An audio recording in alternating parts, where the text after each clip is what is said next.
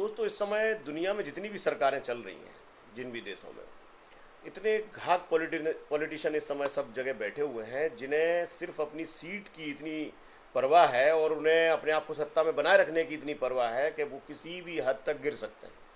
उसका जीता जाता उदाहरण अगर आप देखेंगे तो वो है इजराइल कंट्री। नेतान्याहू को आप देख रहे हैं, नेतान्याहू जी को कुर्सी से उतरना है, ये बिल्कुल तय बात है।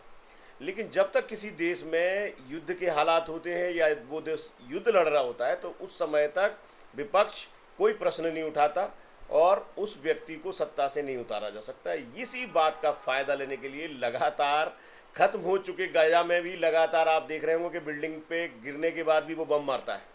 इसके बाद अब कुछ नहीं बचता तो वो ईरान से भी युद्ध छेड़ देता है। तो कहानी ये है कि इतने गिरे हुए पॉलिटिशियन इस समय पूरे विश्व में दिखाई पड़ रहे हैं कि जिन्हें बिल्कुल भी इस बात की चिंता नहीं होती कि देश किस गर्त में जा रहा है या देश की कितनी साख गिर रही है, से उसे कोई लेना देना नहीं होता। वो सिर्फ और सिर्फ अपनी सीट के लिए लड़ रहा होता है।